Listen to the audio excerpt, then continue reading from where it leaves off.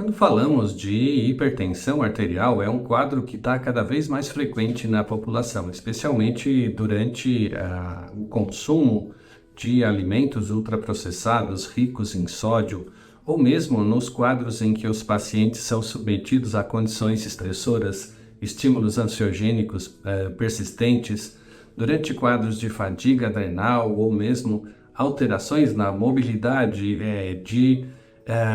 de metabólitos dentro do organismo por falha renal e por acúmulo, então, dessas toxinas e desses elementos que deveriam ser filtrados pela filtração glomerular renal e que não o são. Então, quadros hipertensivos têm como sua origem principal alterações na característica da manutenção da integridade funcional pressória de dentro dos vasos. Então, o sangue circula dentro dos vasos a partir de um determinado volume de sangue ejetado, chamado então de débito cardíaco. O volume de sangue ejetado pela capacidade que o nosso coração tem de pressionar esse volume para ser eliminado através da circulação sanguínea. Então, o trânsito, a pressão exercida na parede dos vasos é feita em primeira instância pela capacidade de contratilidade da musculatura cardíaca. Muito bem, o segundo parâmetro relacionado à pressão arterial é a característica da resistência vascular periférica. Quanto o vaso onde esse sangue está circulando resiste à sua passagem e com isso estabelece um parâmetro de pressão intravascular arterial. Essa pressão exercida, então, ela varia em dois momentos em função da capacidade contrátil do nosso coração. As pressões que são sistólicas, que aumentam, então, o débito cardíaco e, por isso, aumentam também a pressão arterial, e a pressão diastólica, que é onde nós encontramos um volume de relaxamento do nosso músculo cardíaco e, com isso, tem uma acomodação pressória periférica também, porque o débito cardíaco acaba resultando em um volume menor. Nesse contexto, a pressão arterial, então, é resultante da frequência cardíaca, da força de contração do miocárdio, débito cardíaco e pela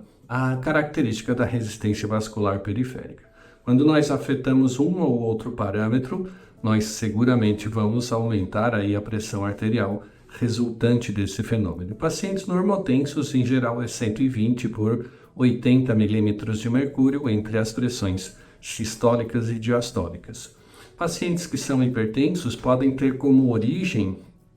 para o processo de alteração em um desses parâmetros ou volume de sangue circulante ou uma resistência vascular periférica, quadros relacionados à percepção de estímulos ansiogênicos, crises ou transtorno de ansiedade, que gera aumento da força e frequência cardíaca, quadros de diminuição da perfusão renal, por uma deposição de gordura sobre os rins, por exemplo, que estimula a secreção de renina, e a renina, portanto,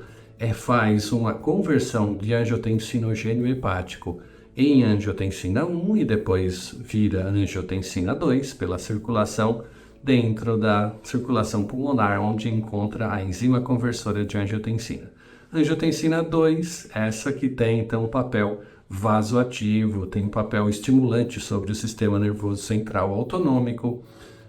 simpático, aumentando a atividade e a força de contração do miocárdio,